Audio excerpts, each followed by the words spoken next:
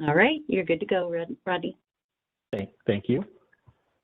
Welcome to the California ISO. Today's quarterly webinar is scheduled for 2 hours and is intended to provide an instruction to an audience that comes from a broad spectrum, from energy sector newcomers to public officials and regulators to ISO veterans who may already be familiar with the various ISO functions. Now again, my name is Rodney Jackson, Senior Client Trainer in the Customer Readiness Department, and I'll be facilitating the first part of today's discussion. With me is Heidi Carler. She is also a Senior Client Trainer who will be facilitating later parts of today's webinar. On behalf of the ISO, I thank you guys for joining us today.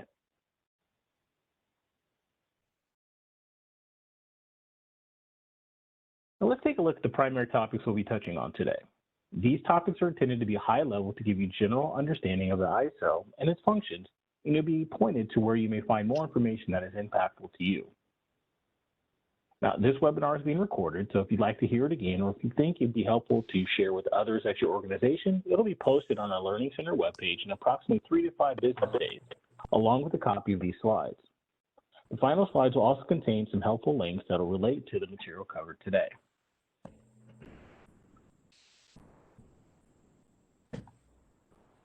Now, along with this recorded webinar, slides and many other informational resources, including computer-based training courses and other initiatives related to recorded webinars. I will show you how to find our Learning Center later in this presentation. Now, there will be breaks during the discussion when the operators will open the phone, or we will open the line for questions that you guys may have, and there'll be ample time set aside for you guys to have those questions addressed. Now, if we can't answer your question right away, we'll research the topic and email a response to all the participants.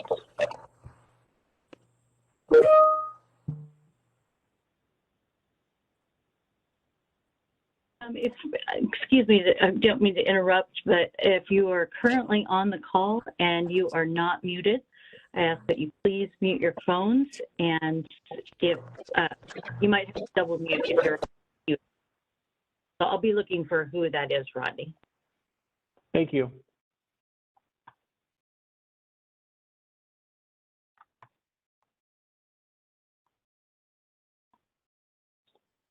So as Heidi just mentioned, if you guys can please make sure you are muted unless you have a question.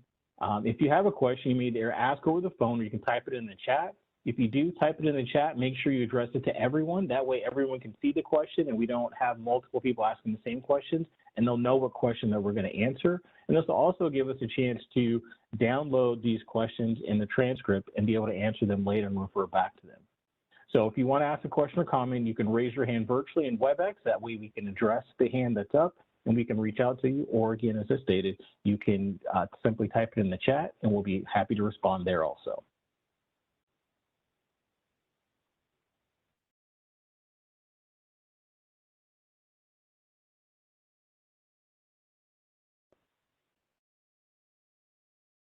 So again, here's the things that we're going to be covering today. Is the presentation is going to be on the Learning Center. There's going to be some more detailed information there with web-based trainings. There's going to be opportunity for you to ask questions throughout. So please make sure you take advantage of that time. So let's get into what we do. Now, approximately 2/3 of the United States and more than half of Canada is broken up into 9 energy regions. Independent system operators, ISOs, or regional transmission operators, or RTOs, are the federally regulated regional organizations that perform the same functions of coordinating, controlling, and monitoring the operations of the electrical power system, as well as acting as a marketplace for wholesale power for these regions. Similar to a stock exchange, an ISO never actually owns or takes title to the energy that is purchased and sold, only acts as a mechanism to bring buyers and sellers of the energy and energy services together. The California ISO is one of these entities and resides in a regional area known as the Western Interconnection. Through the ISOs and RTOs have different ways of operating in their grids and markets. We all participate together in the ISO RTO Council that is committed to work together to build a smarter and more efficient grid that is prepared to meet North American market and consumer needs. During this course, we'll be focusing on the California ISO and its processes, but it is important to note that if you're doing work with other ISOs, be aware of the differences in how they operate, and the terminology they will be using would be a great benefit in allowing your interaction to be more successful. Like many other ISOs, the California ISO is a nonprofit public benefit corporation. We're responsible for the constant and reliable flow of electricity for the health, safety, and welfare of consumers. But unlike a public utility, we are profit neutral, independent, and we do not serve end-use customers. Now, we operate the transmission system, but do not distribute lines. Those are operated and maintained by the utilities, who also perform maintenance on generators and transmission systems. Now, unlike utilities, we do not own any of the transmission or generation assets, and we do not take ownership of the energy on the system. We do, however, coordinate the maintenance of the grid's facilities to ensure sufficient resources are available to meet the needs of consumers. Now, the ISO facilitates a fair and transparent wholesale electricity market, and we accomplish that through our policies, planning, and initiatives. We provide state-of-the-art technology that allows for enhanced situational awareness of state of the bulk electricity system to help grid operators maintain reliability and keep the lights on. Now, we have a comprehensive transmission planning process to accommodate the need for system expansion, as well as a clear way for the clean, green resources to access the grid. We actively engage with state and federal entities to support policy and regional goals for the integration of a more distributed and clean power products and improve coordination over larger geographical areas to enhance reliability and lower costs. Now, again, the ISO is located in the Western Interconnection, which is represented here. In addition to being an ISO, we are also registered as a balancing authority, a BA. Now, while all ISOs are BAs, not all BAs are ISOs. A balancing authority area, or BAA, is a combination of set of intertie points and resources, and the balancing authority is responsible for matching generation and load while maintaining the electric frequency of the grid. There are nearly 40 separate BAs in the West, each with the same core functions of prepping the system for next day operations, using resources within their boundaries, as well as taking into account imported energy from neighboring BAs and matching changing supply with changing demand in real time. The ISO is the largest BA in this region, handling estimated 36% of the electric load in the Western Interconnection. Utilities such as investor-owned utilities or public utilities sit inside of the boundaries of a BAA, and their energy may be shared throughout the entire interconnection, enhancing reliability through greater resource pools, as well as helping achieve renewable generation targets and managing costs. As this energy is shared between BAAs, continual communication, accurate tracking between the BA is critical to maintaining situational awareness of the grid efficiency. Electronic tagging, or e-tagging, tracks the energy that is scheduled to flow between BAAs. E-tags contain data that allow us to model where energy is being produced and consumed and what transmission lines are being utilized for reliability and settlements processes. As a grid operator, the ISOs make sure the lights stay on in our balancing authority area. Every BA uses different means to accomplish this. As a market operator, the ISO supports reliability by running markets for energy and capacity. We use these markets to balance supply and demand across a large operational footprint and ensure that we're operating the transmission system within appropriate limits. The market provides price transparency that is reflective of system conditions. We facilitate non-discriminatory grid access to supply and demand, and we have mechanisms to ensure the grid is secure in the case of a contingency event. If a system outage were to occur, there's a coordinated process to restore the system to its normal state. Additionally, the ISO also handles coordinating among BAs its role as a reliability coordinator, known as RC West.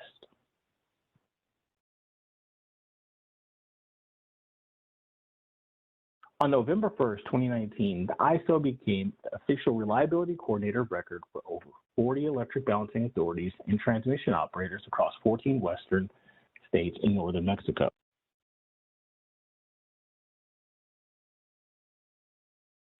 RC West now has oversight of power grid reliability for balancing authorities and transmission operators in the Western Interconnection, monitoring compliance for 87% of the load in the Western U.S. A reliability coordinator has the highest level of authority and responsibility for the reliable operation of power grids and has a wide visibility of bulk electric systems.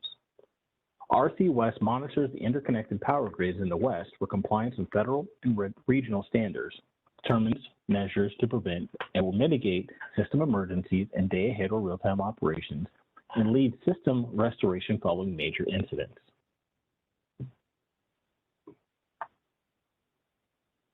As an ISO MBA, we must adhere to strict oversight from key agencies, including FERC, NERC, and WEC.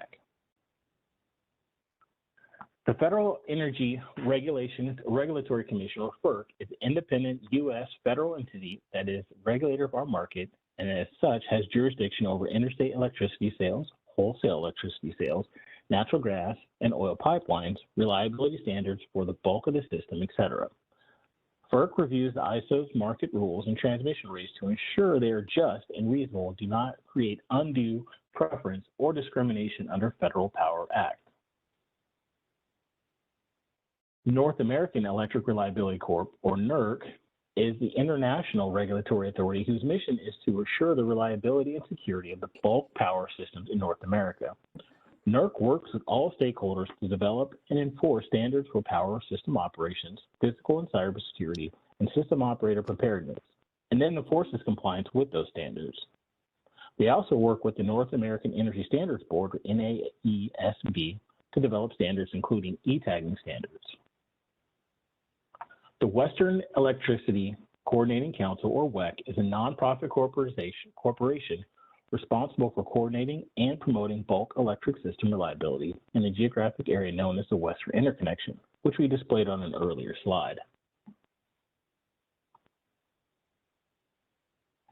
Here you see a chart of how the ISO is structured, which includes various teams that you would most likely interact with. Using our Board of Governors as a starting point, you can see the relationship between departments, committees, and regional entities. Our board is comprised of 5 members that serve each staggering 3 terms and are appointed by the governors of California. Our Department of Market Monitoring, or DMM, is responsible for ensuring that the market remains competitive by analyzing market trends, market initiatives, identifying potential anti-competitive market behavior or market efficiencies, and enforcing FERC decisions. In order to provide transparency, the Department of Market Monitoring produces regular reports that are available on our website. The DMM is overseen by our Department of Market Monitoring Oversight Committee, an independent group that reports directly to our board. We also have an audit committee tasked with the oversight of the ISO's budget and financial operations.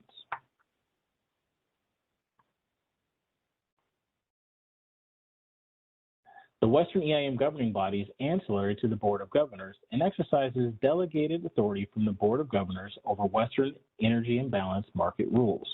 Though not pictured here, it is important to note that 2 other groups the EIM governing body works closely with, the Body of State Regulators and the Regional Issues Forum. The Body of State Regulators includes representation from 8 states responsible for advising the EIM governing body and the ISO board on matters of interest, while the Regional Issues Forum is the public vehicle for stakeholders to discuss EIM-related issues, including impacts to neighboring balancing authority areas. For those who may have seen past presentations, you may have noticed that we have had several changes in leadership and overall structure here at the ISO. As of late 2020, our new president is Elliot Mainzer.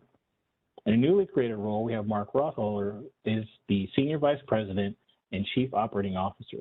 He is responsible for leading operations, policy, technology, and infrastructure departments to align better efforts to develop and maintain a solid grid infrastructure, improve market performance through market design, work with state regulators in integrating renewables into the market, manage market and system applications as well as all corporate applications while maintaining the highest standards of cybersecurity critical to ensure the safety of the grid and market operations, as well as our customers. He's also in charge of maintaining grid reliability by running a robust market, operating the bulk electric system, providing oversight through reliability coordination, and managing the process from bid to settlement. Other notable divisions include our legal and regulatory teams that work on the ISO's tariff and interact with FERC, NERC, WEC, and other agencies when it comes to filing, compliance, and regulations. External and customer affairs work with customers both within the ISO footprint and at the regional level. These interactions cover everyday questions as well as forward-looking policies such as improvements to the ISO markets, EIM, and regional integration. Those of us on the customer readiness team are part of the external and customer affairs organization. With all the functions of the ISO, it is imperative that these boards, committees, and divisions work effectively together to serve the needs of our customers.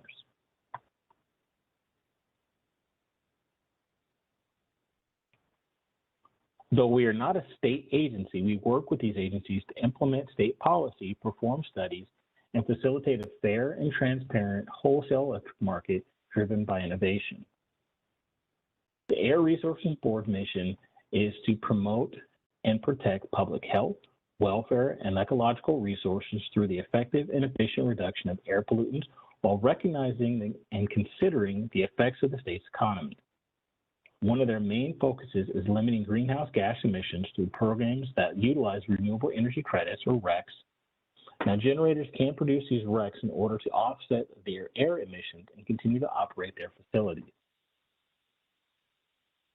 The California Energy Commission, or CEC, is responsible for the certification of electric generation facilities as eligible renewable energy resources and adopting regulations for the enforcement of renewable portfolio standards, or RPS, procurement requirements of public-owned utilities.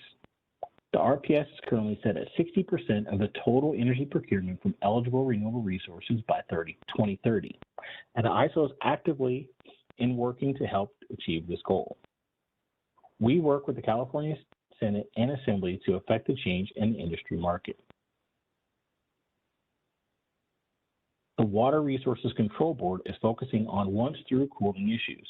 We have a number of generators in California that are close to the coast and use seawater to aid in the conversion process of condensing steam back into water, which can have a detrimental effect on marine habitats. The Water Resources Control Board is coordinating a long-term effort with resources to find alternative ways to cool their plants or possibly retire them. The ISO works with the Public Utilities Commission on resources adequacy and generation procurement. The CPUC implements and administers RPS compliance for rules for California's retail sellers of electricity, which includes large and small investor-owned utilities, electric service providers, and community choice aggregators. The CPUC adopted a resource adequacy RA policy framework in 2004 in order to ensure the reliability of electric service in California. The CPUC established RA obligations applicable to all load-serving entities, or LSEs, within the CPUC's jurisdiction. The Commission's RA program guides resource procurement and promotes infrastructure investment by requiring that LSEs procure capacity so that capacity is available to the ISO when and where needed. The Integrated Resource Plan is an umbrella planning proceeding to consider all of the Commission's electricity procurement policies and programs and ensure California has a safe, reliable, and cost-effective electricity supply.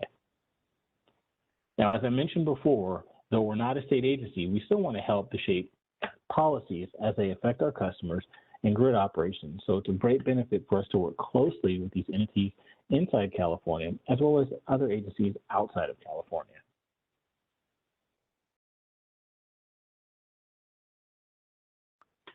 But we don't just work with regulatory agencies, oversight boards, and state agencies. Partnerships with our stakeholders is critical to the success of the ISO. Stakeholders' input is essential to ISO planning processes and for the success of new initiatives, from policy development to implementation. We encourage you to participate in our stakeholder engagement opportunities. On our website, under the Stay Informed tab, you will find information on our stakeholder initiatives. This page lists all of the initiatives we're working on at the ISO and provides all of the papers and meeting schedules for those initiatives should you be interested in participating in the discussion. We are committed to providing ample chances for stakeholders' input into our market design, implementation, infrastructure planning activities. The stakeholder process will shape the market design and policies through a series of proposals, meeting and comment periods, including any changes to our tariff.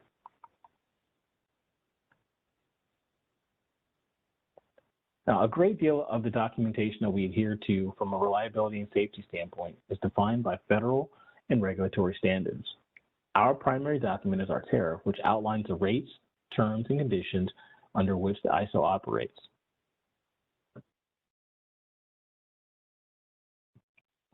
The tariff is modified in collaboration with our stakeholders through our stakeholder process. Pertinent FERC rules are codified in our tariff, so any wholesale change of electricity in our markets comes under their purview. To view our tariff and associated filings in a more user-friendly way, you can visit our eTariff viewer that offers convenient access to all ISO-related files that are part of the FERC's tariff system. Now, we also have business practice manuals, or BPMs.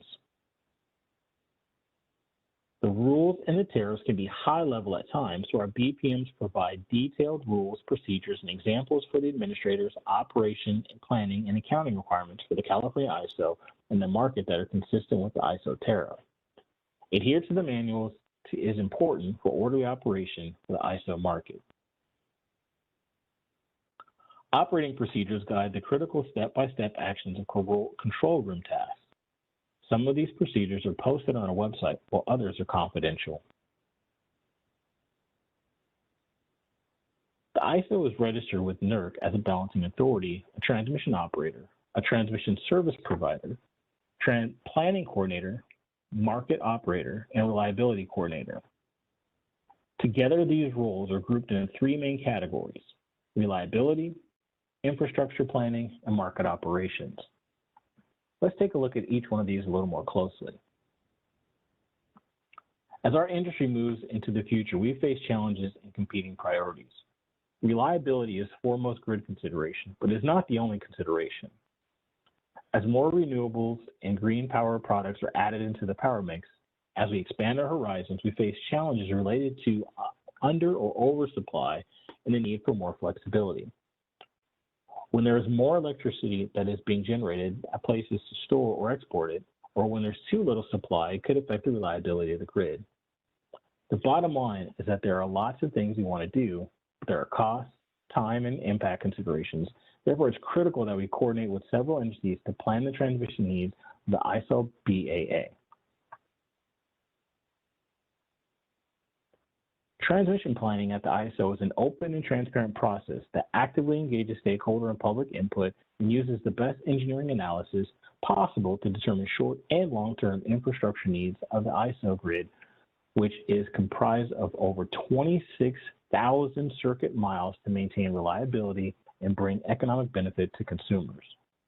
The ISO works closely with the CPUC and the CEC throughout the transmission planning process to identify and study reliability, policy-driven, and economically driven needs. Our transmission planning process begins annually and lasts 15 months. This process has two phases per project definition and evaluation, and a possible third competitive solicitation for selected projects. In phase one, we are developing forward-looking assumptions. In phase two, we are performing analyses and identifying transmission needs. If approved by the ISO board, in phase three, we select proposals to build transmission needs.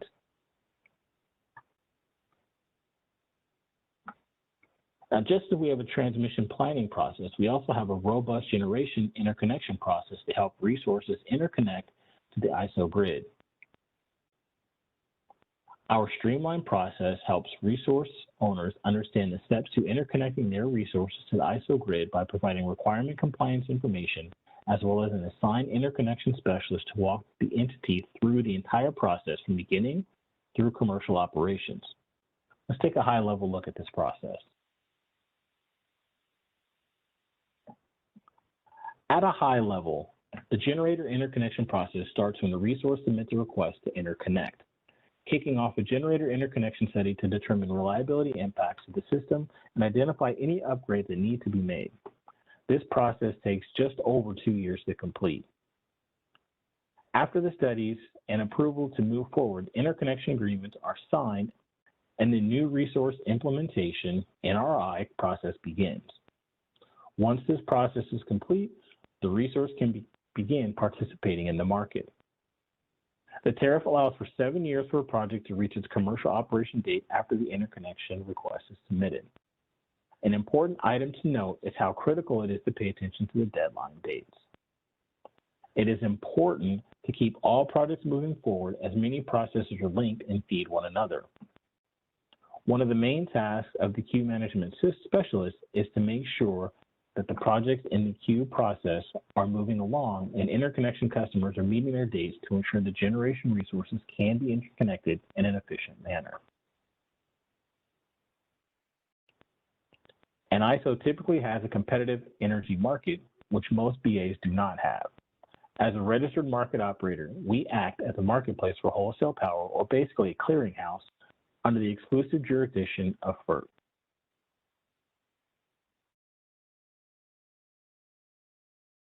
Now, the ISO wholesale energy market is comprised of distinct day-ahead and real-time processes. The energy products and services traded in our market allow us to meet reliability needs and serve load.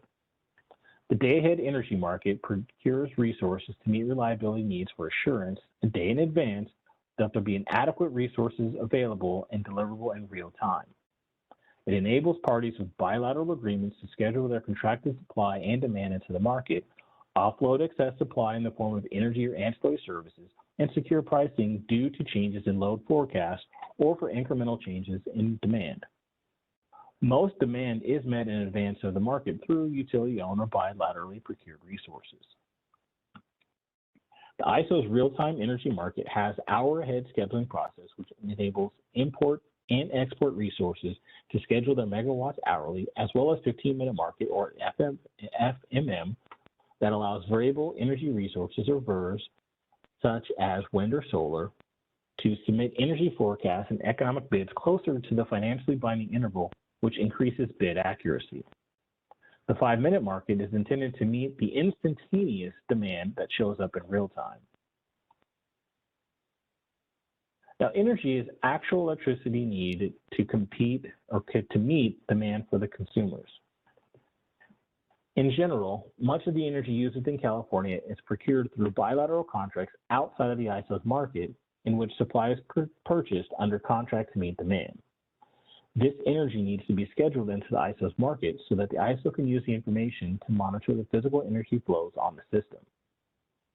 In most cases, the energy that is procured outside of the Cal ISO markets is submitted as a self-schedule. Now, the day-ahead market enables suppliers to submit into the market energy not under contract, enables buyers to procure additional supply in the event they do not have enough under contract to meet their demands. Now, we use demand forecasts, which allow us to know how much energy will be needed in real time to meet load requirements. The ISO must project how much energy will be needed and how much will be available the next day, the day after that, next week, next month, next year, and we do that through robust forecasting practices.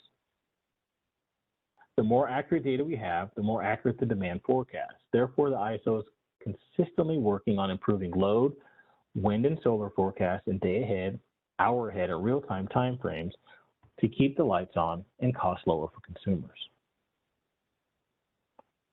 Now let's conduct a brief overview of the market timelines. Now we've just talked about how this is working, so let me just give you an example. The day-ahead market operates 7 days before the trade date and closes at 10 a.m. the day before. The day-ahead market is made up of the first 3 market processes that run sequentially. First, the ISO runs a market power mitigation test. Bids that fail the test are revised to predetermined limits. The market power mitigation measures are intended to provide the means for the ISO to mitigate the market efforts of any conduct that would substantially distort competitive outcomes in ISO markets while avoiding unnecessary interference with competitive price signals. The second process is the integrated forward market, which enables the generation need to be bid in demand. Now, market prices are set based on bids, and last, the residual unit commitment process secures capacity from additional resources in order to meet forecasted demands for the next day. Now, these processes are co-optimized to produce a day-ahead schedule at least cost while local reliability needs. The final step of the day-ahead market is to publish the market results at approximately 1300 hours. When the day-ahead market is published, this triggers the opening of the real-time market. Bids, again, are submitted along with base schedules from our EIM participants. The market process is run, bids clear the market, and dispatch orders are sent and received. The market is then settled in our post-market process, and let's talk about what that looks like.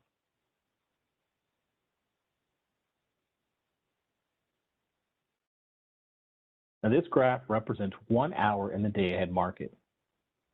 SCs can submit different bid curves for each hour of the day. All of the economic bids and self-schedules, both supply and demand, are placed on a curve. After we discuss the market process, I'll take a little detour and talk about the different types of bids. Now, on the left, we have bid prices. Along the bottom, we have the megawatts. This is a very simplified, but the green supply curve represents the supply bid lined up from least expensive to most expensive. The blue line has all demand bids showing up what is demand is willing to pay. It is lined up from the most expensive to the least expensive. Now, where these two lines cross represents the amount of supply and demand that will clear the market for the day ahead. The definition of clear the market is if a resource submits a successful bid and will therefore be contributing its generation to meet the demand, it is said to clear the market.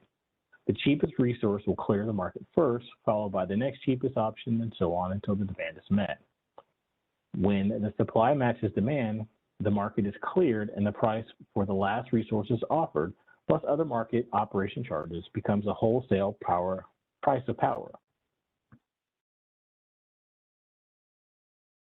This is the first step in our plan for the next day. Now, energy is needed to meet the demand and keep the lights on, but we also need capacity available to back up an instantaneous energy need. So ancillary services support is the reliability operations of the transmission system as it moves electricity from generating resources to retail customers. These are the 4 ancillary services that are procured in real time. Now, regulation corrects the short-term changes in electricity use that might affect the stability of the power system. These generators are under ISO control through Automatic Generation Control, or AGC, which allows us to move these resources every 4 seconds. Now, operating reserves are the capacity products designed to ensure reliability in the event of a grid disturbance. For example, let's say a large generator goes offline unexpectedly. Spinning reserves are synchronized to the grid and available to be dispatched as energy within a 10-minute period. Originally referred to the increasing torque applied to a turbine's rotor, but today other types of energy meet this need are storage, for example. Now, non-spinning reserves are not synchronized to the grid, but can be synchronized and be available for dispatch within 10 minutes, and these are called fast start generators. And there are regulatory requirements on how much of these services are needed. So now the ISO procures regulating reserves based on procurement targets set by the ISO to meet WEC standards.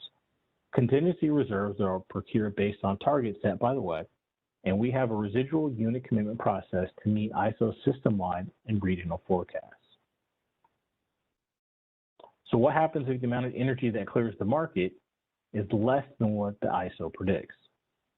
Let's review the residual unit commitment process. The market also analyzes bids for residual unit commitment prices to cover this gap.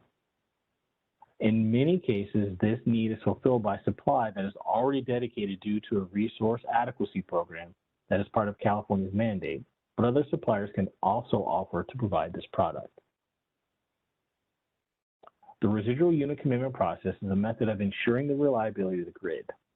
RUC is used to bridge the gap between what cleared for each hour in the day-ahead market compared to what the demand forecast is for that hour.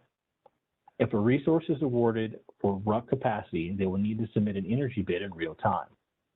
There may be a payment for the capacity in the day ahead, and if we need the energy in real time, there will be an additional payment at the real-time price. Now, one more thing we need to discuss for the market power mitigation. When there are multiple resources available to serve a load in an area, prices are competitive. But if there's only one resource available to serve the load, they can command the price. This is known as market power. For every hour, the day-ahead market runs a test to see if there are any resources that have the potential for market power. If the potential for market power is determined, the resources bid will be mitigated to a more reasonable price, market power mitigation, and the resource bids are mitigated at a reduced cost based on the bid.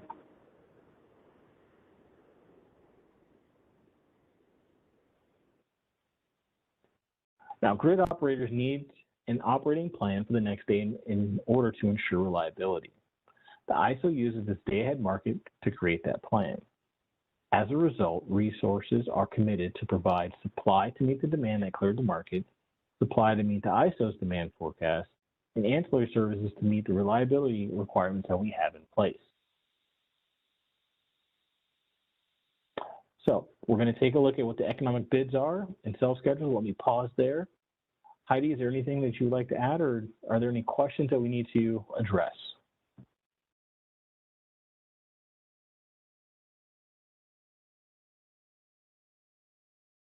I don't have anything at this time. I did put a couple of notes that are in the chat. So as Rodney was talking, especially when we were talking about the stakeholder process, there are a lot of initiatives that are happening right at this time. So there is a link to our Stakeholder Center. We've recently redesigned that page, so you can find information about all kinds of activities that are happening right now, and there's also a commenting tool. So you can follow along, also provide comments on the different initiatives. So we do really take it seriously, looking for input from our customers. So that page, again, has that commenting tool. It also has any kinds of documents that were recently posted. And there's also a link to our annual policy roadmap webpage. That kind of gives you an idea of where we're going with these initiatives. So you can see all the different things that are happening at this time. There is a question about, can wind and PV participate in ancillary services markets? That is, I believe it kind of depends on how stable that resource is. I think in some instances it can, but as a rule of thumb, it doesn't. Those don't typically count towards ancillary services. I'd have to get more information about how you would determine if your variable energy resources could actually be used for that.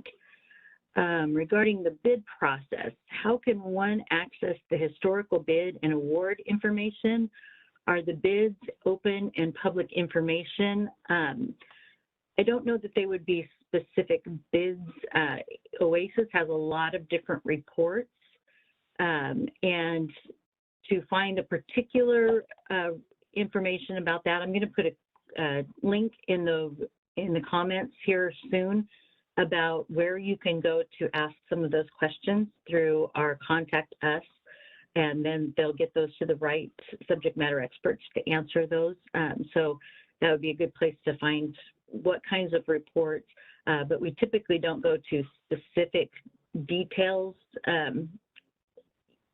in that area, or any kind of specific details that might have an impact on like resources or reliability.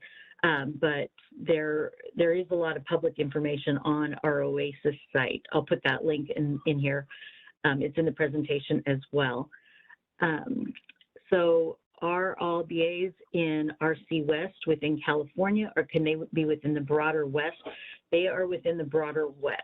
So we are part of WEC, as Rodney was saying, the Western Electricity Coordinating Council.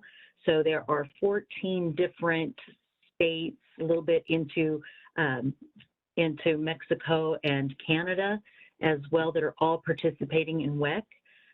So it could be anybody in this Western interconnection. So thanks, Nora, great question.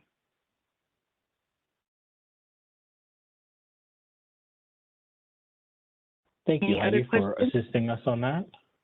Sure thing.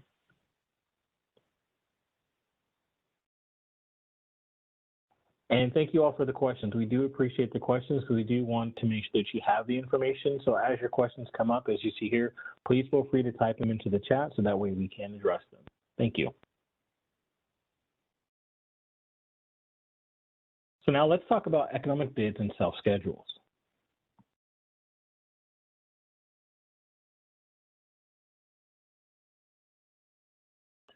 All of the day-ahead bids are submitted by scheduling coordinators.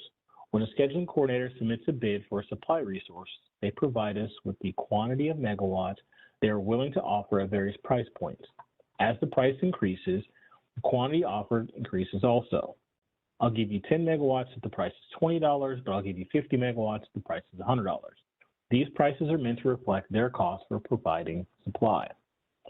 The bid cap is $1,000 and the floor is $150, negative $150.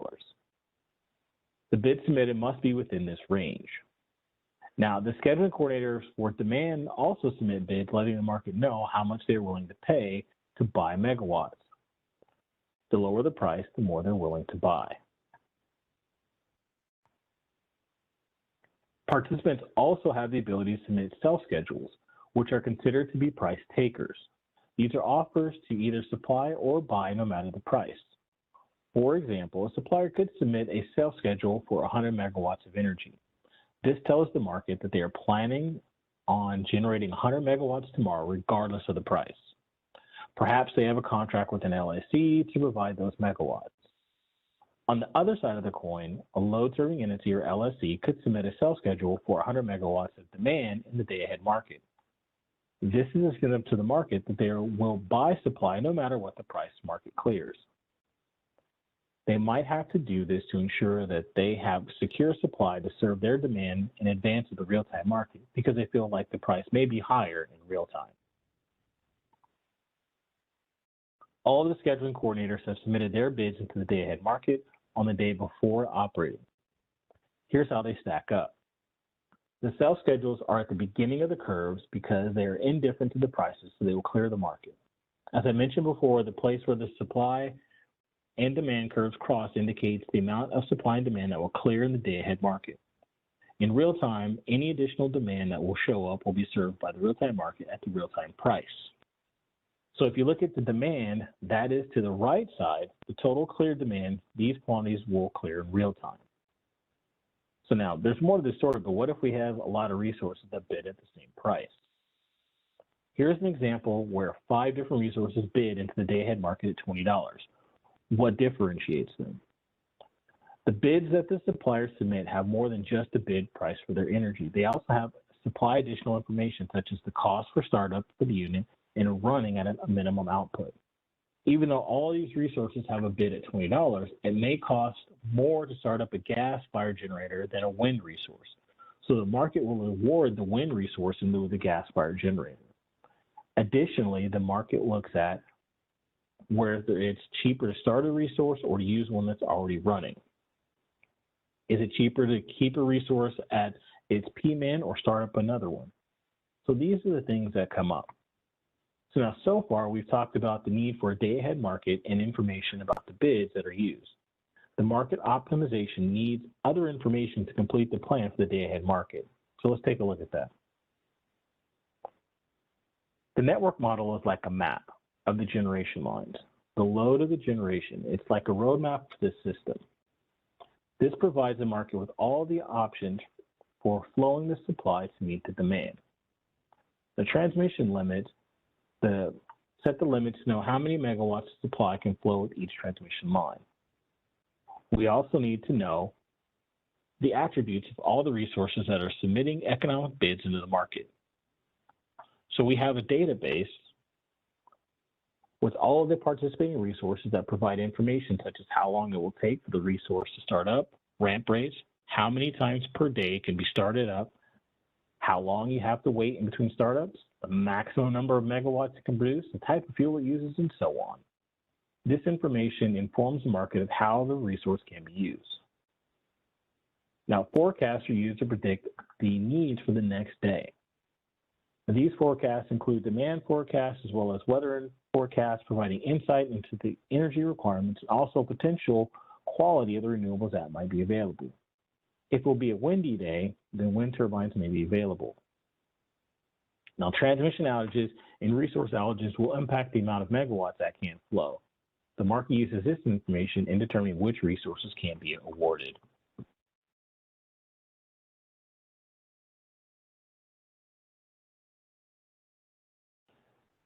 Now, I do see a question here.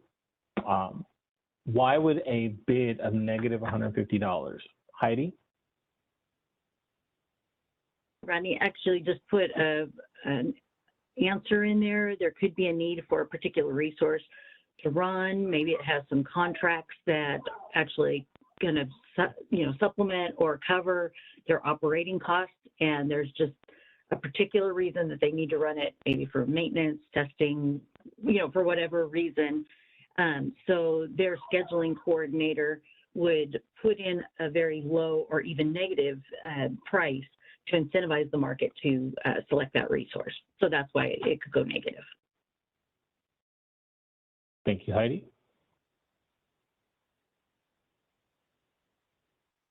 And I'm going to have to look at the example as for Quentin, as far as why aren't there other cost considerations factored in the hypothetical $20 price. I'm guessing that they did, the person who created the slide probably did it for simplicity purposes, or just the example. Sometimes we just put in, we try to simplify it because it can be very complicated. The market is, there are lots of factors that you put into a bid. There's a lot of factors that the market is using when it is optimizing with all the different pieces of information that go into it.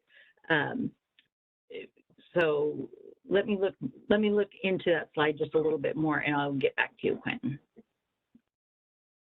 Thank you, Heidi.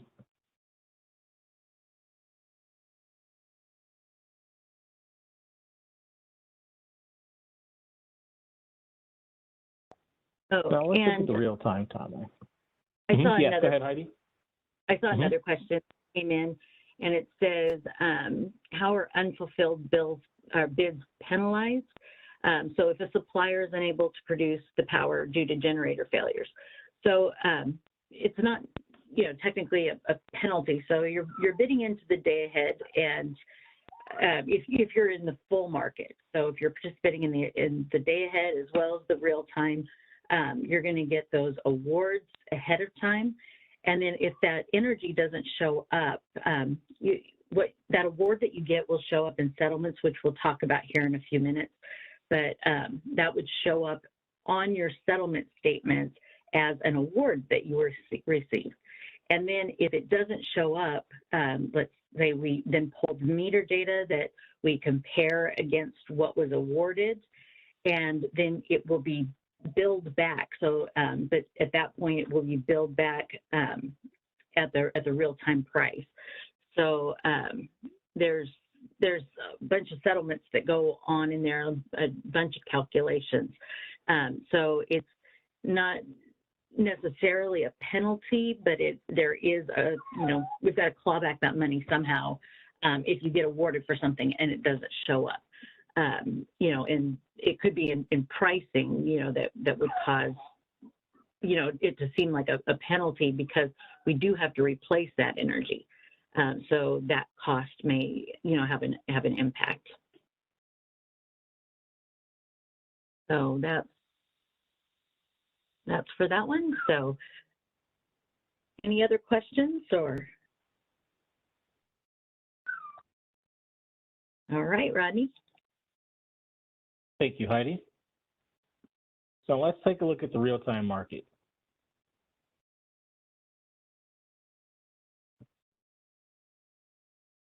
Now, there are three main timelines in the real-time market. Now, bids from all market participants and base schedules from the Energy Imbalance market, or the EIM, are submitted 75 minutes before each trade hour. These bids are used in the hourly processes for intertime transactions, the 15-minute market, and the real-time dispatch, which occur every 5 minutes.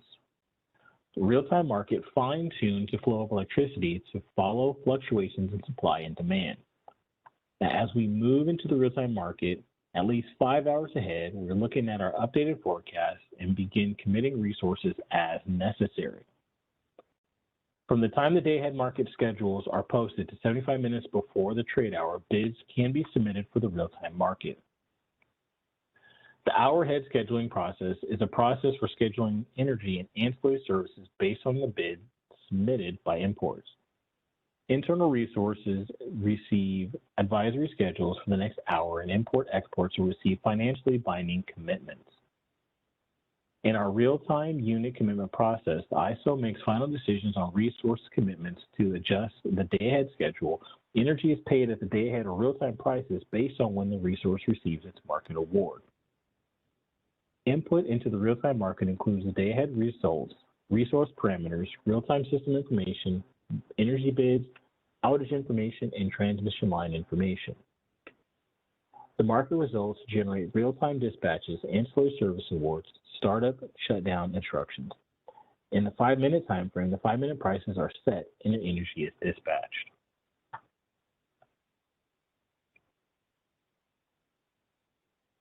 So the real-time market fine-tunes the flow of electricity that follows the fluctuating supply and demand.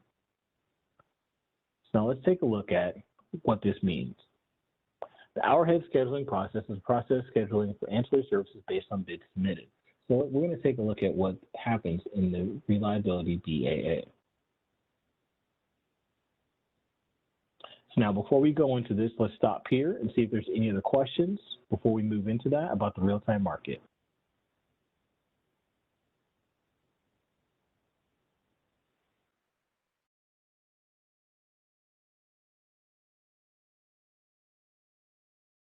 Okay, I don't see any questions, so I'm going to take that as we can continue to go on. So let's talk about the balancing generation and load to meet energy needs in the ISO BAA.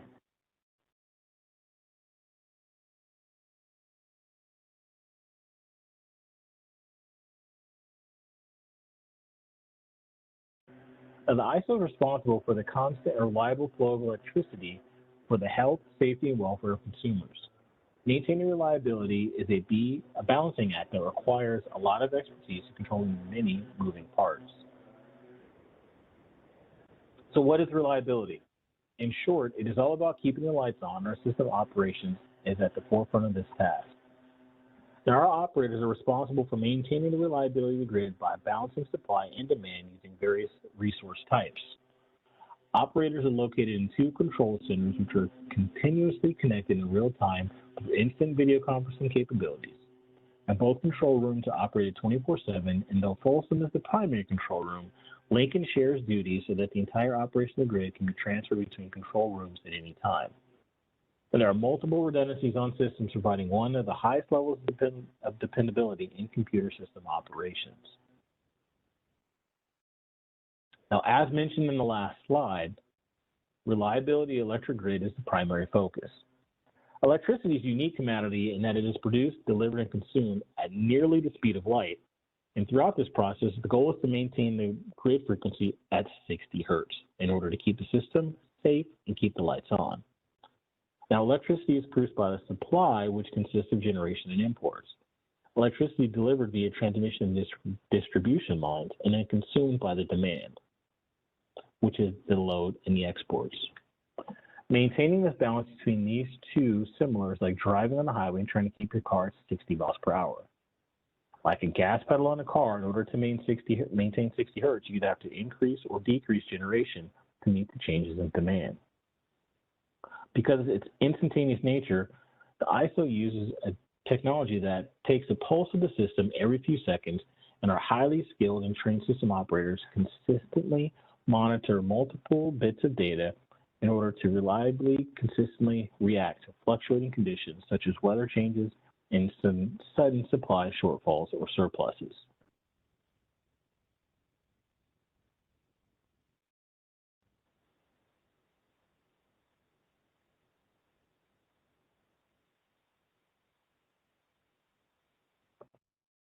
Now, there are a number of ways to participate in the ISO market, and any interactions where the ISO will provide services require entities to go through processes that consist of signing contracts in non-disclosure agreements, passing tests, and gaining access to applications as necessary. Depending on the resource capabilities, market participants can elect to bid into the energy and ancillary services markets or sell electricity products. Physical supply and demand are bids for those resources that have ability to provide consumed energy needed for the bulk electric system. Convergence bids, or bidding for virtual energy supply or virtual demand, are financial positions taken in the day-ahead market and are liquidated in real-time markets. Convergence bidding is designed to reduce the average price differences between the day-ahead and the real-time, as well as volatility of the difference between the day-ahead and the real-time markets. Ancillary services are considered capacity products and will help maintain the reliability of the grid by ensuring that we have additional resources held back in reserve, so that way we have the ability to handle different types of contingency events, whether short-term regulation or operational needs that must be covered within a 10-minute window.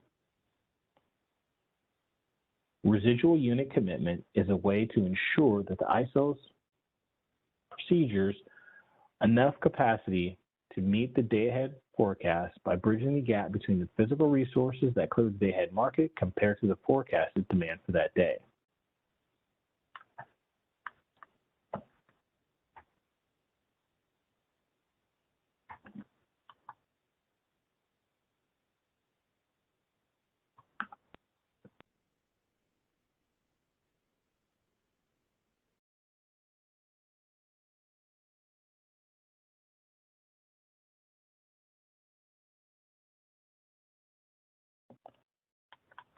Heidi, if you can hear me, I'm not sure if my VM is still connected or if I'm still connected audio.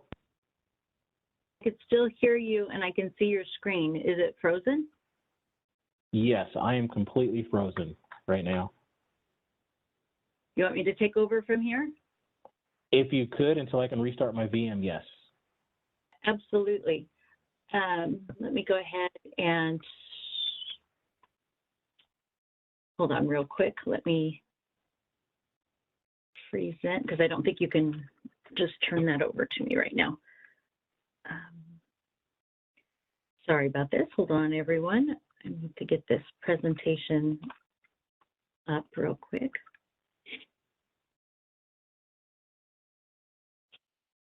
So Rodney, I was answering a couple of questions. So as Rodney was going through this, sorry if I duplicate anything he was talking about, but here you see that there are different ways that the EIM entities can participate. So there are, and each one of them, there's a process that you have to go through in order to become a scheduling coordinator. So there is that reliability portion that could be for ancillary services. So that was mentioned a little bit earlier. And that's for, operating reserves, which would be a contingency reserve, as well as regulation, which would be your instantaneous. So, what are those resources that can be, adjusting their frequency, very quickly in order to maintain that reliability and keep us as close to 60 hertz as possible at all times, because that's what's going to keep the grid, grid functioning and reliable and safe. And then that residual unit commitment is, as Rodney was talking about earlier, that's that gap, because we have the day-ahead market, and the market is giving us more reliability by letting us know a day in advance what is intended to be showing up to actually fill the need of the next day's energy. But by the time, and we do have convergence bidding, as he was just talking about, with the virtual supply and demand. So that's in there for financial reasons to kind of, keep the market more competitive, keep those prices a little bit lower, keep anybody from being able to kind of game the market. And, but we've got to strip those out and then get to that point of what is actually, what are the actual physical resources that are going to be run that next day, and whatever that gap is between, what we anticipated. We look at a load forecast and say, we need 20,000 megawatts, but what cleared the market after we stripped out the virtual supply and demand, maybe there's only 18,000. And so we've got to go and recover and look at other bids, look at other resources to figure out where are we going to bridge that gap between the 18,000, 18,000 megawatts and the 20,000 megawatts. So we have that residual unit commitment that's going to go back and find those resources. The market is going to do that search. Flexible ramping product, it's kind of similar to an ancillary service as far as, again, it's all meant to do, be there for reliability. But what it is but it's separate in that,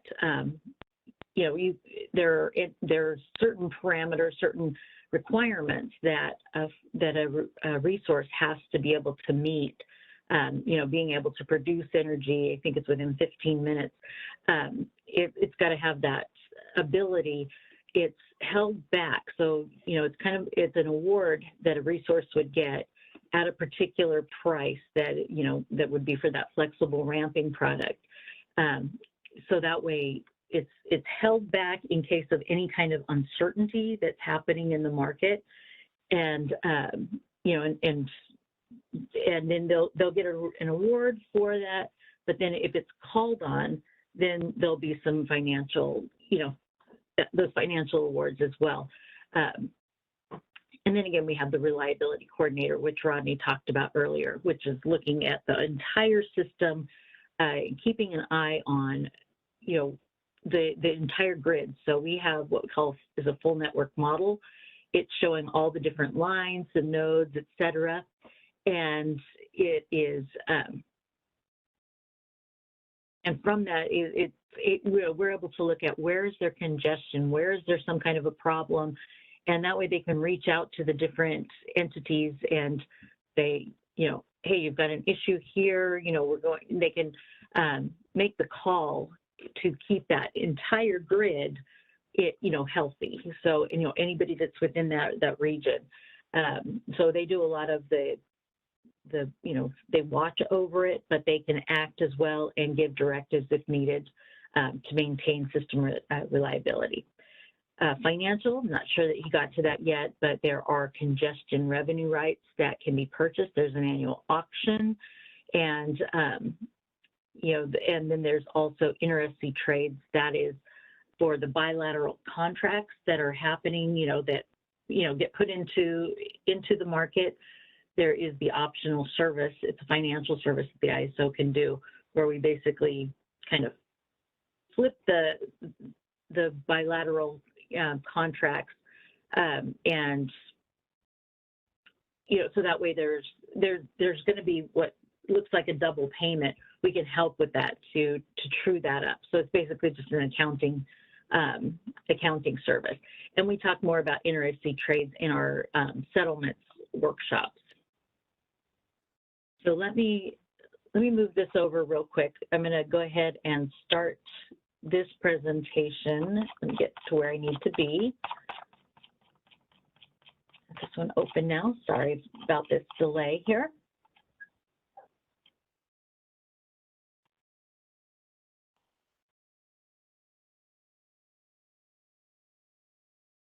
So the main part of that slide is kind of high level. We could go into a lot of training for, for all of those. But the main point is that there are different ways to participate. And so you can find that on the SC certification page as far as, how everybody can participate. All right, hang on just one second. There must be something going on with our system. It's going a little bit slow right now. All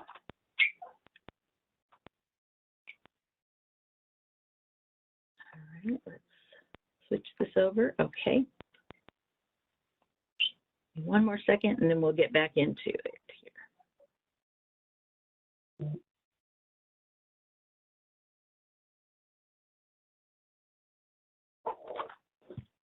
All right. Thanks very much. So here you see that, again, we're talking about it depends on the service to be provided on how you're actually going to be participating with the ISO. And so you could be a convergence bidder. So those are the virtual bids that we were talking about that can go in there. And then there's the, you could be a generator. So do you own a resource? And so those will, those are the ones that are actually producing the energy. Then you've got load serving entities. So that's the demand. That's, those are the entities that are consuming the, the energy.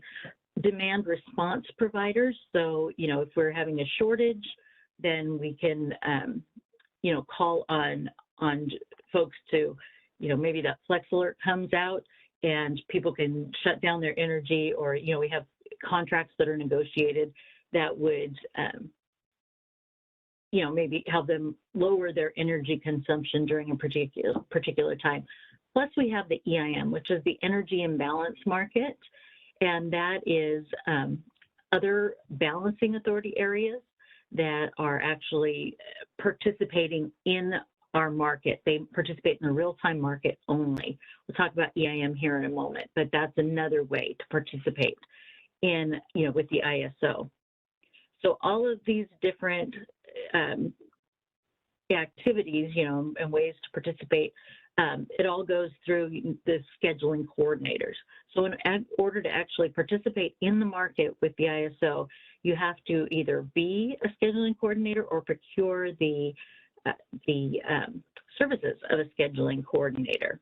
And they're the ones who are going to be, submitting the bids. They're going to be maintaining the generators, the outputs, the operations. They're going to be doing the settlements, et cetera. So that's a scheduling coordinator role. They're the ones that are connecting with the ISO, and then ISO then, is putting that out to the local utilities, and which ultimately goes to the customers. So there's a lot of different ways that you can be coordinating, and in order to get to that point, you have to go through our SC certification process. So there are different requirements that you need to go through. They include training. So we have, actually, if you wanted to look at those now to see what type of training you would have to do, there are some computer-based trainings on our Learning Center that are part of the SC certification training portion. And you would take a test at the end, a certification test, but that's not the complete thing. That's just one part of becoming a scheduling coordinator. There are also financial requirements that each entity has to hit. And then there's also some testing. That's, you have, in order to be an SC, you have to have somebody that's available 24/7. That's why some of the smaller entities might have to procure the services of an SC that could accommodate, having somebody available 24/7, testing the banks, testing, that money can flow, testing that equipment can talk to each other, things like that. There are also some policies that have to be followed, including some ongoing obligations. So this is all explained, and there's a link in this presentation that will take you there. So on our SC certification page, there is a document that talks about all of this information. So the Western EIM, like I said earlier, this is a real-time only market. So earlier, Rodney was talking about, he showed you that slide that kind of had the day-ahead market, all those processes that go, and then they flow into our real-time market. So the energy imbalance market is real-time only at this point. We do have an initiative. It kind of got stalled because of some other more pressing initiatives that are happening for summer readiness. And, but there is an initiative that will be picking back up later this year to look at the possibilities of opening up the day-ahead market to our energy imbalance market entities as well. So this, ISO is a balancing authority area as well as an ISO, and these are the other BAAs or balancing authority areas that are inside WEC. So earlier we had the question about, can other states participate? And on the right-hand side where it says the energy imbalance market, this is kind of a sketch of the West. So this is the Western interconnection that's showing. And you could see here where all the different, and some of it's covered up, but you could see the different areas that are now participating in our EIM or are planning to. They're going through the process to join our energy imbalance market. And these are the years, because it takes about 18 months in order to go through all the process to be tested with all the equipment, that full network model, making sure that that information is getting in and modeled into the systems. A lot of different things, a lot of training that's going on. So this way they're able to participate in the market. But what's better about that is that, earlier we talked about reliability, those ancillary services. There are also certain capacity requirements that we have to keep. But if you can kind of capitalize on the energy from the different areas, you don't have to have as much capacity. You can unload that. And now you've got the market, that people can benefit on that in a couple of different ways, obviously financially, but also from, you have a bigger pool now of resources to call on. And with different timing, the sun's going down at different times and different locations. So, you can take advantage of each other's, energy needs, based on, when the sun is going down, for solar, is that having an impact? So that it's really, good to have that bigger pool to work with. But like I said, right now, they're participating in the real-time market only.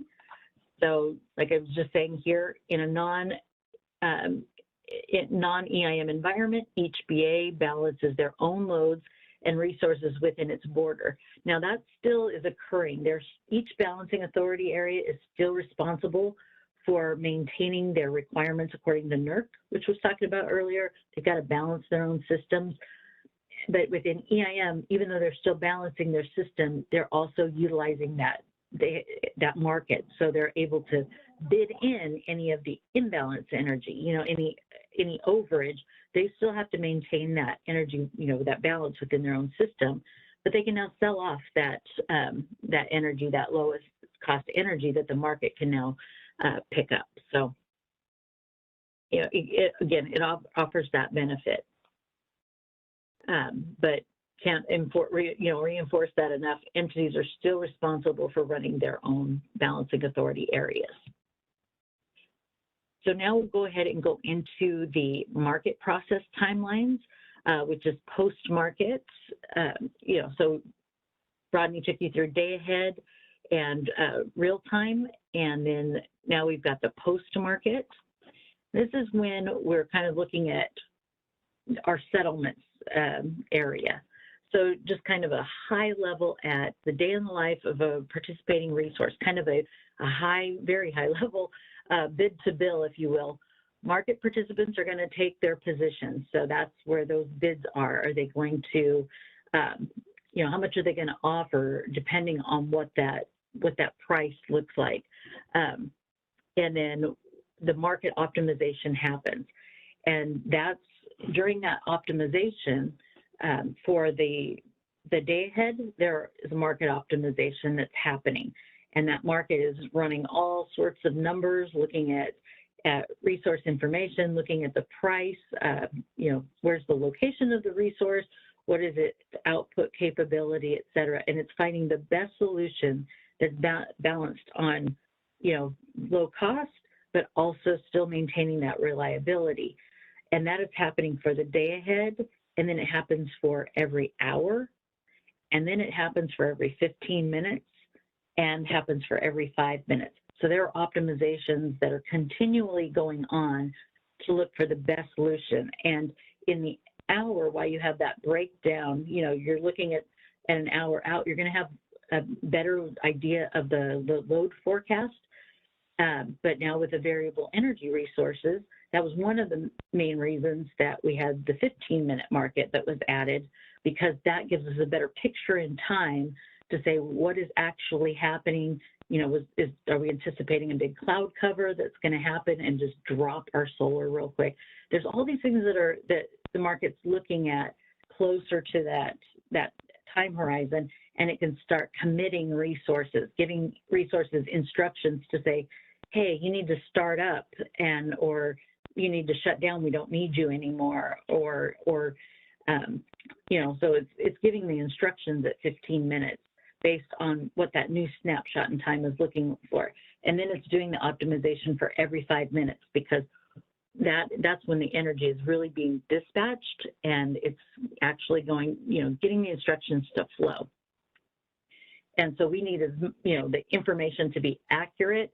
And so there's a lot of different factors that go into that as well. And market is a piece of that.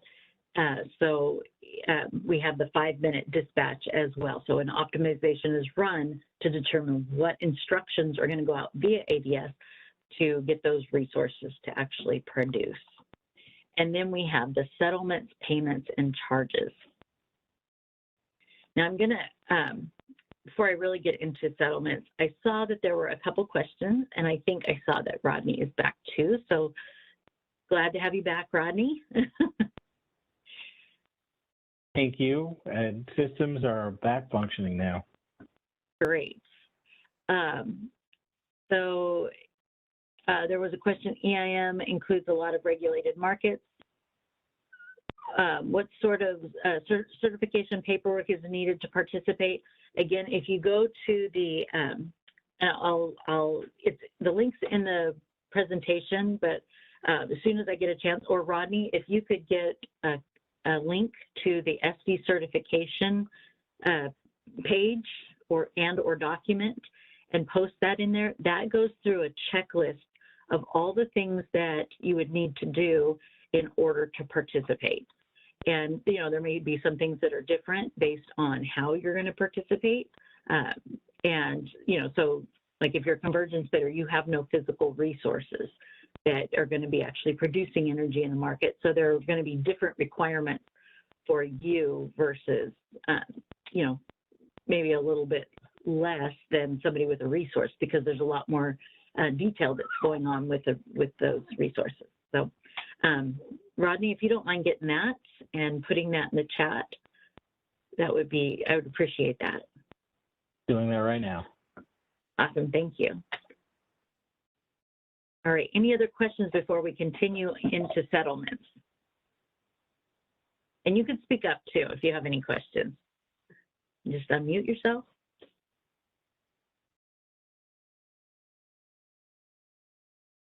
All right, thanks for posting that, Rodney.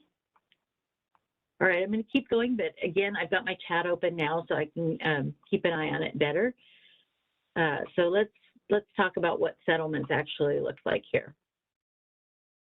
So we have settlements, and a little bit earlier I kind of mentioned that the settlements are broken down by applicable markets. So in the day ahead, there is the initial awards that are going on based on that day ahead market optimization. There's also one for each hour based on the base schedules that EIM entities put in. That's a whole different section that's going on, but that's would be like your initial payment, or initial award. And so here you see an example. If we just took it very simplified, made it for one resource, let's say they got an award in the day ahead of 120 megawatts. And at a particular price, they would see that on their settlement statement for what that initial award would be.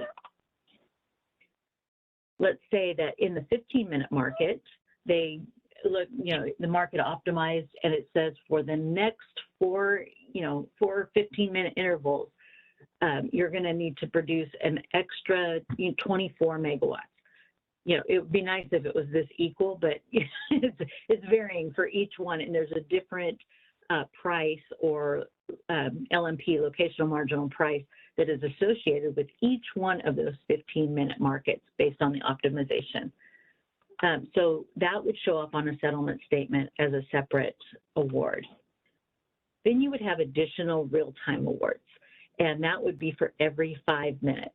So again, in a perfect world, let's say that they got an additional 12 megawatts that they were awarded. So it's like, hey, we thought we were going to need 120 yesterday, but then the load forecast came in, and the 15 minutes we needed another 24, and then in real time we needed another 12. You're going to see those separate for each, separated with different charge codes, and the charge codes are available on our website. And there it shows all the calculations that make up these charge codes. They would be all separate. So it's kind of like a pancake. You would see all these different prices. It wouldn't be just like adding up a total sum for one resource and say, okay, it was 156 megawatts for each 5 minutes. It would be looking at, the day-ahead awards, 15-minute, and then the real-time awards. Now, during this, settlement quality meter data, or SQMD, is what's used for the billable quantities, and that's going to be representing that energy generated or consumed during a settlement interval. So the data comes in, and it can be very, there's raw meter data that is coming in from the different entities, and then it has to go through a settlement quality meter data process in order to be consumed by the settlements software, or the program. Now, the revenue quality meter data, that can either go through a refinement process. Entities can set themselves up either as an SCME, which would be a scheduling coordinator metered entity, which means that they pull their own revenue quality meter data, or the raw meter data, and then they put it through their own process to turn it into that settlement quality meter data, and then submit that into the system. Or they can register as an ISO ME, which is an ISO metered entity, which means we pull the meter data on their behalf, put it through this process of validation, estimation, and editing to get to that settlement quality meter data. The most important thing is that the meter data must be correct in order for the settlements to be accurate. We're going to go through what the timeline is, and that's going to give you an idea of, like why is the process so long? Sometimes it does have to do with incorrect meter data or meter data that comes in late. That can have an impact on how everything's going to settle out, because again, as market neutral, not-for-profit entity, we have to account for every penny that comes in. It needs to go back out. It needs to be allocated back out somewhere.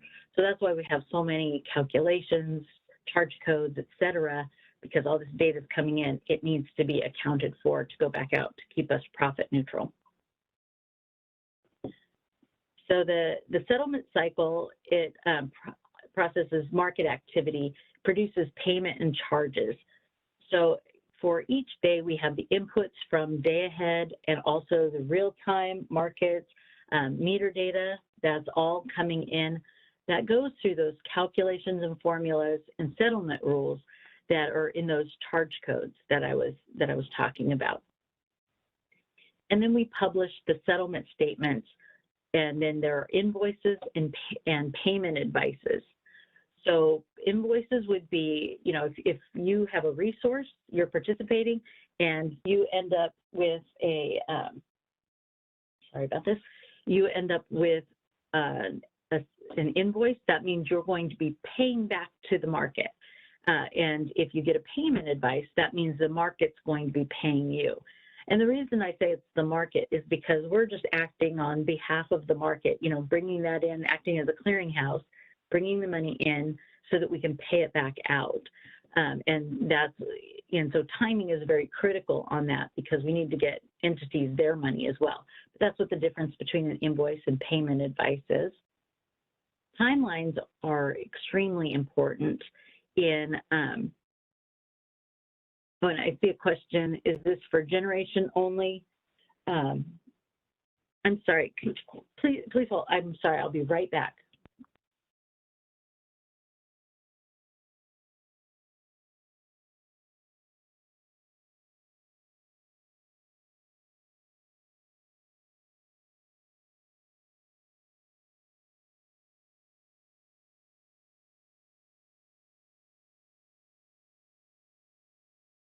apologize about that.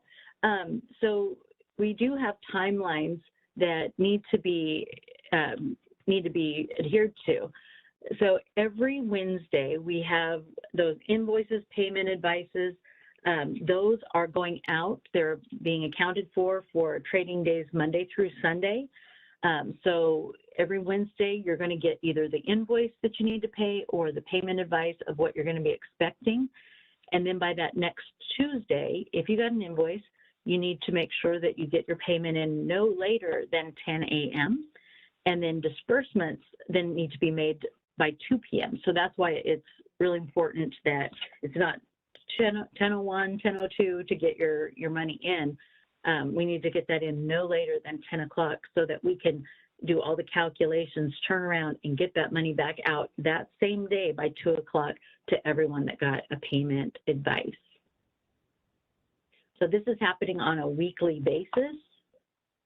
And then we've got a larger settlement timeline that we're following. So, and this just changed this year. So anybody who's been participating for quite a while, you'll know that prior to a few years back, we didn't have basically a cap on the timeline, and we were still settling out invoices for, back from the 2000s. From 2000, there were still just kind of some incremental changes that were happening. So several years ago, we put into place a 36-month, kind of a time horizon to get all of these settlements completed. And this last year, we had an initiative where we ended up condensing it again to 24 months. That way, we're trying to make this a lot more concise. And one of the things that we did is that we have a trade date, and then 3 business days and 5 business days after that trade date, we have market price corrections. So, we're looking at, are there any corrections that we need to make on our end? And that's part of the process. And then at 7 business days after the trade date, so after that energy flowed, that's when the first meter data is coming in. Again, either by the ISO pulling it or someone else, the entity submitting it. And the initial statement is coming out at T+9B, so that's 9 business days after the trade date. There used to be an initial one that came out at 3 days, but everything was estimated. So the reason that initial statement doesn't come out till 9 days is because that gives that opportunity to do those price corrections, look at the meter data, and have a more accurate statement that's coming out, as opposed to having to rework anything that's estimated.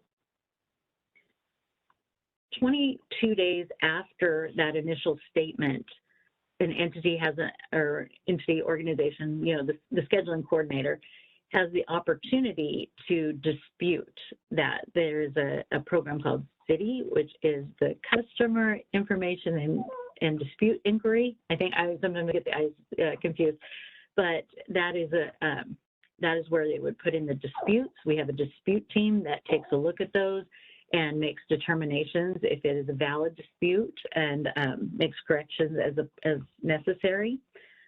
But they have up until 22 days after that initial statement comes out to input a dispute.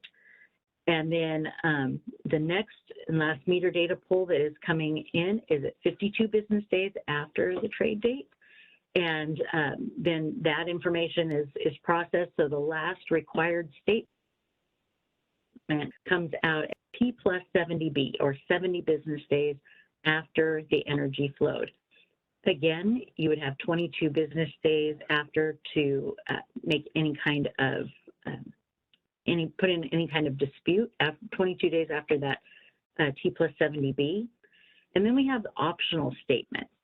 So the reason these are optional is because if everything settles out fine and there are no adjustments, no disputes, and everything, completely adds up by T+70B, that's final, it's done. The 11-month, 21-month, and 24-month, those are only for incremental changes. So we wouldn't go back and look from, changes from T+9B, we would look at, were there any other changes based on disputes or maybe meter data that came back in that was late, et cetera.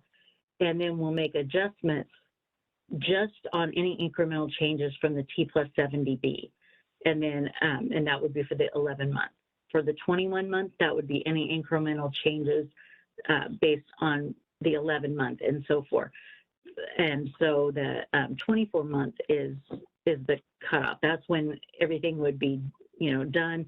If there is something else that's still being disputed, there would be, there are other processes that would take place. But from a settlement standpoint, that's the sunset for each business day or any trade date that's going on. I do see a question, is this for generation only? Is it different for load settlements?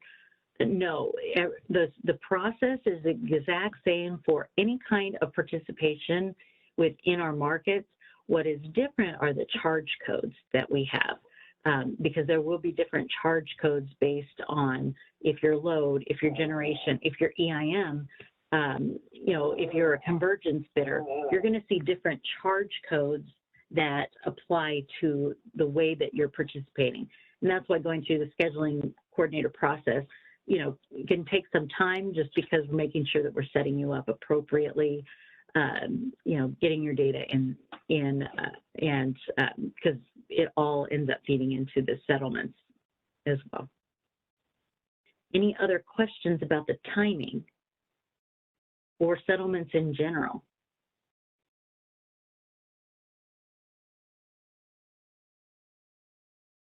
So I made it pretty, pretty high level, but you can get definitely much, much deeper into settlements. So if there is information you want to get, there's a lot of information on our website. We also have classes. We have a settlements workshop. It's going to be later this year. I know we moved the date back, so I don't know what it is right now, but there is, more that you can learn about settlements as well as settlements computer-based training courses. All right, if no questions about settlements, and if you think of any, put them in the chat. But right now, that pretty much concludes what we were talking about. So just want to take you real quickly through where you can find more information, because we hit on a lot of things that are very high level, but it can still be leaving you a little bit confused as to what next, where do I go next? So we put together some places that you can go look for more information. So you can visit the ISO website for lots of different information and resources. So on our main page, we have resource tabs that are up at the top. So that's our main headers. A lot of where you'll probably start to be looking is the stay informed as well as participate. That's where you're going to be able to find a lot of information about stakeholder processes, which you'd find in the stay informed. Participate, you'd find our learning center where you can find more training resources and more computer-based trainings, et cetera. You can also, under planning, that would be if you are a resource owner or you want to start, or transmission owner, you want to start participating. There's a lot of information about planning. It talks about our transmission planning process as well as generator interconnection processes. For market and operations, we have a lot of information about settlements. There's a settlements page that you can go to, as well as operations. If you're someone that has that is in operations, you wanted to learn more, you can find that information as well as market. So that's some different areas. You have rules. Under the rules, that's where you would find our business practice manuals, our tariffs, our operating procedures, et cetera. So that's a good place to go for a lot of the information. And then ISO and Espanol is up there as well. That's another tab that we have. You'll be able to find the calendar right there at your fingertips. You can scroll down and click more or something, and then it opens up for you. And so I encourage you to take a look at the calendar because there are lots of different meetings that are happening. If you're interested in our release plans and projects and where they're at, we have release users group, the RUG meetings, and that there are recordings, but there's also, you could call in and participate. There are settlements workshops. There are different stakeholder events that are happening all the time that will give updates on things that you're maybe interested. Maybe you're interested in batteries or variable energy resources, or bidding, market timelines, et cetera. You can take a look at our stakeholder page and determine which one you want to be participating in.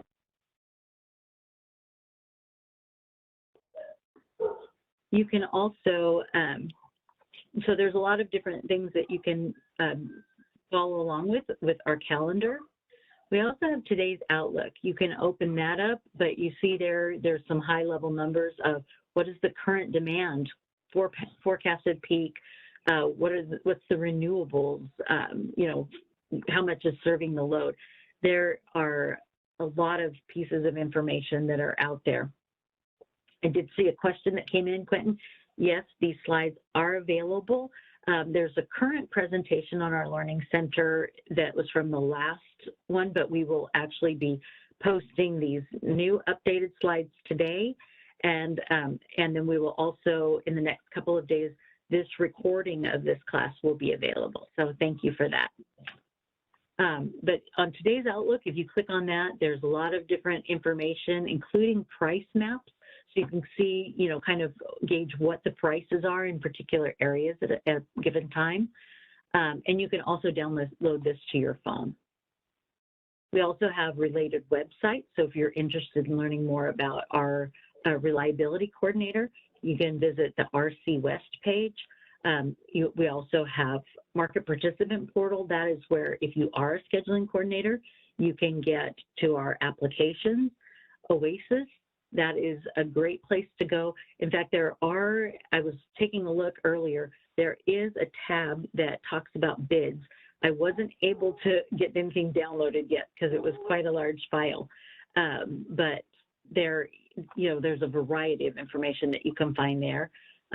Western EIM, so if you wanted to learn more about the energy imbalance market, you could go there. Our Western EIM portal is something that you have to have a certificate to get into. If you're somebody that's more in the developer IT side, there is a developer site that you can you request to get access to. And that's where, the different technology people are sharing information, maybe about updates to the grid, updates to different applications, et cetera. And then again, that RC portal. There's also a lot more information about maybe 2021 summer readiness, kind of hot topics that are happening, and some, a lot of different other information, alerts, warnings, and emergency notifications, daily briefing.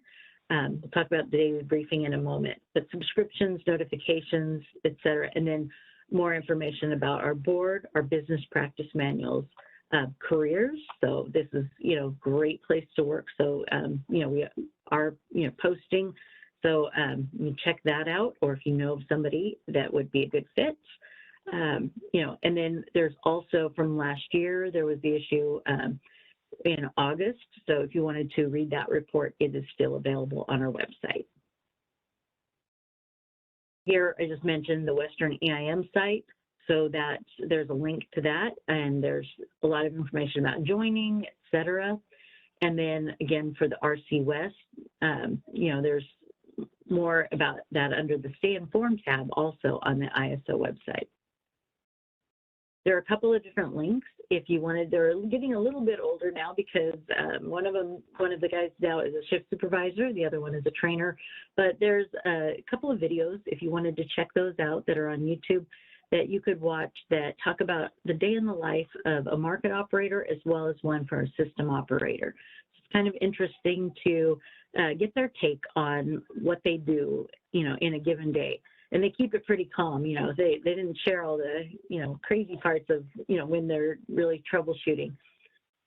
Again, here's Oasis, and there you see that there's a lot of different information. There's information about prices, transmission, system demand, energy, ancillary services, congestion revenue rights, and again, there's the public bids. I don't know how deep it gets into actually displaying it, you know, I don't know at what level it shows it, the bids, but there is a place that you can take a look at that. Today's Outlook, that was the one that I just mentioned, and this here is a price map. There's been a little bit of a change, but you can see what the prices are for the day ahead locational marginal prices, or LMPs, as well as the 15-minute market, you know, real-time prices. Again, finding information on emissions and supply, demand, and you can start getting different trends that, I think the trends that you can find in here go back to, I think, April of 2019 when this was established. Business practice manual is something I wanted to hit on real quickly. I know that we're, you know, getting short on time, so just want to show you a couple more things. Our business practice manuals are an extension, basically, of our tariff. So our tariff is the, you know, defining document, but business practice manuals give a little more detail, some examples, and they cover several different topics. And so this is where you can find more of the rules, procedures, examples, et cetera. And then you've got our proposed revision request process. And that's where you can actually be looking at it, ask for some clarification. We can make changes to those BPMs, not policy changes. That would have to go through a whole stakeholdering process, but any kind of clarifying or editing changes can go through that process. And there are different meetings that you could participate in if you wanted to find out what those dates, you know, what those changes are, or if you want to have a voice in what those changes are. We do have meetings to talk about that, public meetings. This is another thing that I'd really like for you to consider, because this will keep you updated. You can sign up for the daily briefing. Oops, I went too far, too fast. The daily briefing is something to sign up for. It's an email that comes out once a day around 1 o'clock, and it gives you an update of some of the high-level notices that are coming out, maybe of public meetings that are coming out, settlement adjustments, you know, announcements, such as we just had 2 EIM entities that just went live. So we've had 4 go live so far this year. And so you would be able to get an announcement that's saying, you know, they went live, those kind of things. That kind of gets you up to date. And so you can keep track without having to get a bunch of different emails to find out what's happening at the ISO. So that's a really good place to sign up for that daily briefing. And you can also get it on your mobile app. We also have a web page, our news web page, a lot of different information. We have a very robust media group that they're looking at all of this information, you know, and they you know, getting that media or getting that information out to the media, to the public, and trying to make sure that it's as accurate as possible and as timely as possible about alerts, different planning technologies, you know, et cetera. Energy Matters newsletter, which is something else you can sign up for. They work on that. This is the developer site. So again, you would sign up here if you are interested in going into that developer site. And then here's our Learning Center. So this is where you can go to find more information about our training. So you can get our training calendar, as well as go to the different learning tracks and find resources, either previous trainings or computer-based trainings that we have available, and we're always creating more. So this is a good page to keep your eye on for more information.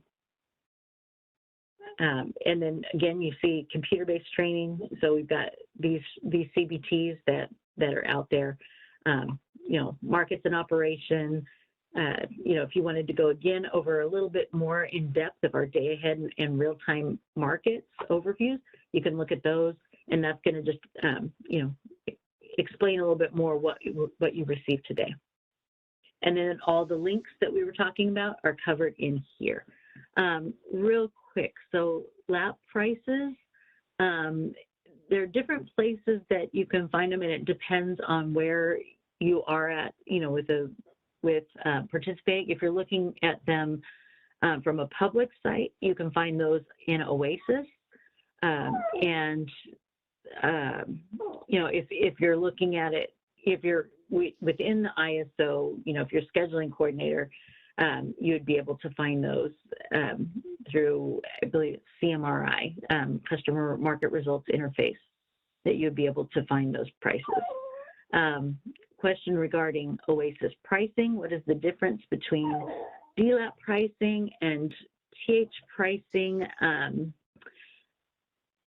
That's going to be from DLAP, I believe, is from a distribution level, and I think TH is more from the transmission, because there's NP15 is north of path 15, south of path 15.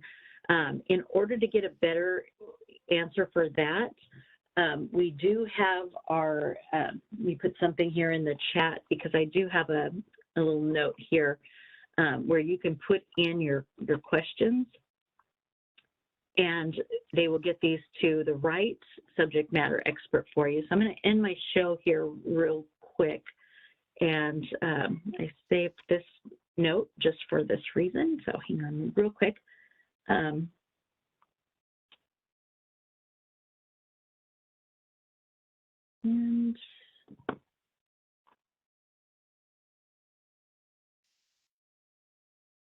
let me copy this into the chat here.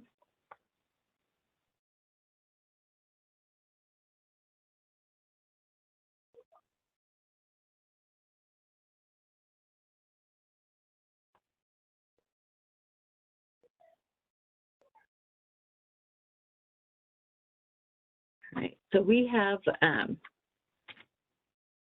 a contact us form, and that goes into our customer service, and it will get routed to the right person. Oops, that should have said please submit, not please submit. So for more information that's going to be able to take you in deeper detail than we can do right now, that would be a great place to go to find more of that information.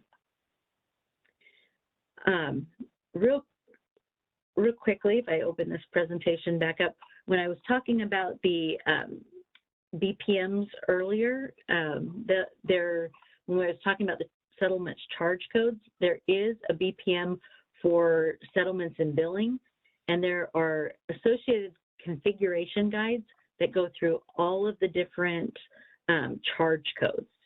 So if that's something that you're interested in, I would highly recommend that you go take a look at our BPMs, and then you'll be able to find that, find those different charge codes. There's also a charge code matrix that would let you know which charge codes would apply to you. The slides will be posted. Here you see a picture of our Learning Center. This is where those slides will be posted. So if you go to the Market and Operations page right here, if you go to the Market and Operations, it's going to be the first training that you see. And so right now, like I said, there are slides from the last time we gave this back in January, as well as the recording. But we will be updating that today with today's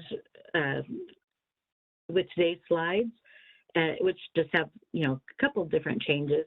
And also, as soon as we get a copy of the recording back, we will get that submitted as well.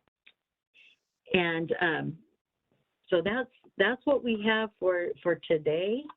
And so I know we covered a lot of information, and give you kind of a drink from a fire hose, but again, there are a lot of links that were referenced in the presentation, and you can go back to the slide that they're referenced on to help make it a little easier if you want more information on the transmission planning process or interconnection process. There are some links there. And we would like to hear from you. So we're going to be taking a look at everybody that participated today. We're going to get a copy of that. We're going to send you a survey asking you, it's an evaluation, how did today's training go for you? What worked, what didn't? We really want to get into a much better way of getting you the information that you need and doing more smaller trainings that are much more targeted. So we really appreciate any of your questions or your insight, your thoughts. So if you have any suggestions or questions, please contact us at customerreadiness@caiso.com, or you can also go to our website. With that, I'm going to say goodbye, but I'm going to give it back to Rodney now to close us out. So thank you all very much for your time. And then put the link in the chat, Heidi. To the, which link? For the survey. Oh, yes. Okay, well, I'm putting it in there right now. Yep. Okay, perfect. So yeah, you can take a look at that and do the evaluation now. Rodney's putting that in there, and we will also email it to you. So we ask that you either you could stick around, take it now, and or else follow up in the next day or two. We really definitely want to get your feedback. So yeah, thank you very much, Rodney. So anything you want to close out with, Rodney? Thank you, everyone, for participating and coming to our session today. We look forward to answering your questions. And like Heidi said, please reach out if you have any questions. We are here to support and help. So thank you guys for joining. Great. Thanks, everybody. Have a great day. Appreciate your questions and feedback. Thank you very much.